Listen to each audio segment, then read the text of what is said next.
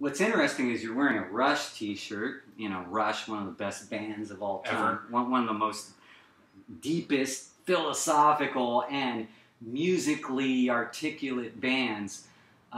Very serious band, yet the Kimberly Trip, by contrast, is does novelty, or has a quality of novelty music, because it's fun and it takes your mind somewhere else. The thing is, I think that so many songs that get labeled like as novelty songs get a bad rap, because I think it's possible to say something every bit as deep and meaningful in a song that is fun as one that isn't. And our goal really from the onset was, can we write songs that make it okay for the listener to see themselves and laugh at themselves in? And so we try to have situations in the music that are completely relatable, that people can go, oh my gosh, I've been there. And yet, Kimberly, she can laugh at herself. She's gone through this and laughs at herself for it. And I don't know that we ever wanted to be lyrically like Rush. We wanted to have little movies in our songs. Okay. And didn't they have an album called Motion Pictures? Moving Pictures. Moving Pictures, yeah. But, you know, and their music is very cinematic. Yeah. And with us, our goal has always been, how much can we fit into a song that's 2.5 minutes? Can we do everything we want to do and be in and out in 2.5 minutes? That doesn't leave a lot of time to do extended guitar solos and take the music and do big, you know, epic kind of arcs with it. It really is a miniature slice of life. Even the name, the Kimberly Trip, that was based on Kimberly being just a very ordinary American girl sounding name, and her adventure as she goes through life and discovers herself and learns to be, you know, bigger than the pieces. So it was like the Kimberly Trip. Now, you had told me a while back that that you're kind of making fun of I don't know, the seriousness of being cool, this is kind of like putting the spotlight on the nerd, kind of like. A little bit, and I think a lot of that though was more the live show than the music, because our music does have a lot of subversive elements and some nefarious things with the lyrics, where it might sound bubbly on the surface, but if you really listen to what she's saying, there's kind of some evil and some desperation, which I think gives it some weight. But the live show, there's lots of Guitar Hero posing and crazy lights and big theatrics, but you'll notice that it's sort of tongue-in-cheek.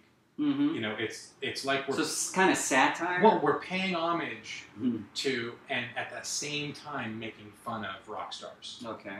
And I think that that's been... making fun of what kind of rock stars? Like the Spinal Tap? Well, just the overblown nature of what it is to be a rock star. The rock god. Yes. Yeah. Just, you know, Bowling for Soup has a line where they say, to me, rock and roll is funny when it tries to be serious. And I think there is something about that. I think that music, for the sake of being fun and being uplifted, has a very, very strong place. And when we started in 2000, that wasn't the musical landscape. The musical landscape was rap rock and I Hate My Dad. Yeah. And all of this. And a very self-defeating theme is what it was all about. It seemed like Nickelback, you know, basically talking about being, you know, how life is beating them down. Yeah, and I think there's a place for that. But we don't feel that way. Right. We feel that music can be fun, and so we're just being authentic to what we're about. And if it means that some of the songs come across as novelty, so be it. I mean, I think that we're doing something that at least a certain type of person completely gets and relates to and responds to, and that's all we ever wanted.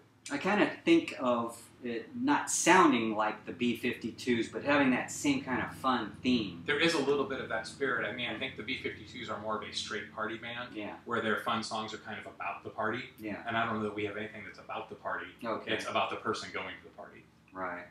So let's talk about a song coming out on the new album.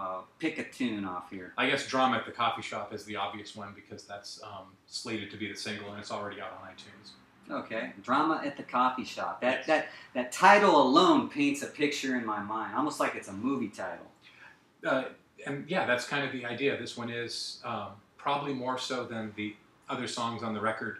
We are painting with slightly broader strokes this time around lyrically, but this one, very, very specific. There's a scene going on in the coffee shop, and Kimberly is reacting, and hopefully when people are listening to it, they relate to her and they want her to win. Jeffrey, one more thing before we close. you've basically taken music, your lifelong dream, and basically made it your primary profession, right? Yes. And you did that, I guess, over a period of time after establishing yourself in interior design. Yeah. What was it that really energized you to move in that direction? Well, for us, it's the song. It's having songs that people want, and that they want bad enough that they'll, shell out 99 cents to download. I mean, I'm not doing it necessarily to make money, but yet you've had like 100,000 downloads. Is that 100,000 sales, or?